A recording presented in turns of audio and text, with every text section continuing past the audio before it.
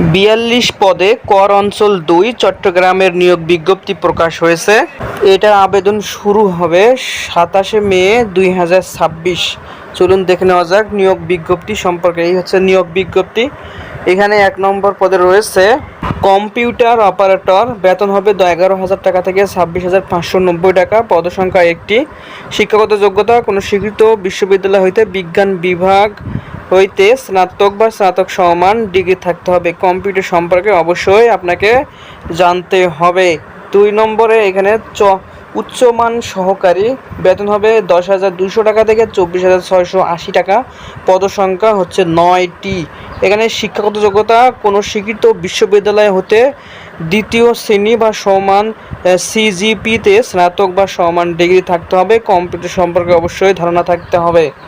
৩ নম্বর পোস্টে এখানে রয়েছে সাতমুদ্রাক্ষরিক কম্পিউটার অপারেটর, বেতন হবে ১০,২০০ টাকা থেকে ২৪,৬৮০ টাকা, পদসংখ্যা হচ্ছে ৫টি। কোনো স্বীকৃত বিশ্ববিদ্যালয় হতে ন্যূন দ্বিতীয় শ্রেণী বা সমান সিজিপিতে স্নাতক বা সমান ডিগ্রি থাকতে হবে এবং কম্পিউটার সম্পর্কে ষাটলিপিতে বাংলা ইংরেজিতে প্রতি মিনিটে সর্বনিম্ন গতি যথাক্রমে ৪৫ থেকে ৭০ হতে হবে এবং কম্পিউটারের টাইপের বাংলা এবং ইংরেজিতে প্রতি মিনিটে সর্বনিম্ন গতি যথাক্রমে ২৫ ও ৩০ হতে হবে।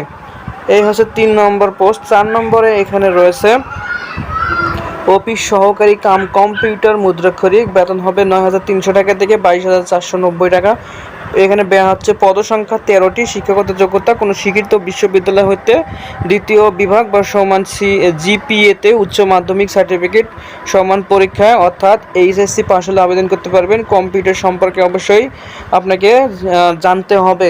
৫ নম্বর পদটি হচ্ছে গাড়ি চালক, এখানে বেতন হচ্ছে ৯,৩০০ টাকা থেকে ২২,৪৯০ টাকা, পদসংখ্যা ১টি।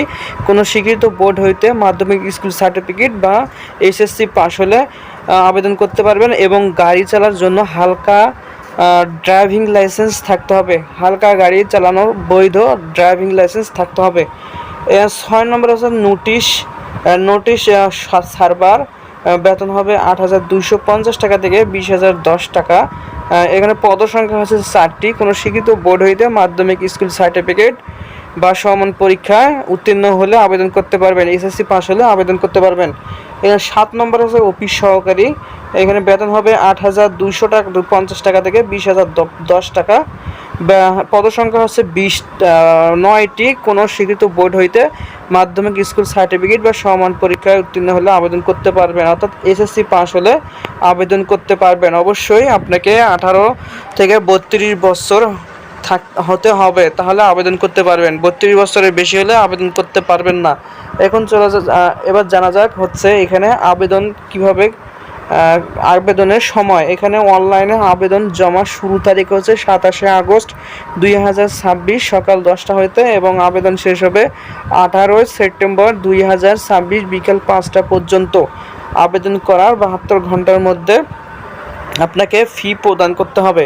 কোন পদের জন্য কত টাকা ফি প্রদান করবেন এবার আসুন দেখে নেওয়া যাক। এখানে তারা বলছে যে পরীক্ষার ফি বাবদ কর্মিক নং ১ থেকে ৫ পদের জন্য ১ থেকে ৫ নং কর্মী পদের জন্য ১০০ টাকা, টেলিটক সার্ভিস চার্জ ১২ টাকা ১১২ টাকা এবং ৬ থেকে ৭ নং বর্ণিত পদের জন্য ৫০ টাকা, টেলিটক সার্ভিস চার্জ ৬ টাকায় ৫৬ টাকা প্রদান করতে হবে। অনলাইনে আবেদন করার ৭২ ঘন্টার মধ্যে এই আবেদন ফি আপনাকে প্রেরণ করতে হবে, তাহলে আপনার আবেদনটি কনফার্ম হবে। আর যদি ফি প্রদান না করেন তাহলে আপনার আবেদনটি কনফার্ম হবে না। এই হচ্ছে আজকের সার্কুলার। যারা আমার চ্যানেলটির ভিডিও দেখে উপকৃত হন তাদেরকে অনুরোধ করব আমার এই চ্যানেলটির ভিডিও পাওয়ার জন্য অবশ্যই চ্যানেলটিকে সাবস্ক্রাইব করবেন এবং একটা লাইক করে দেবেন।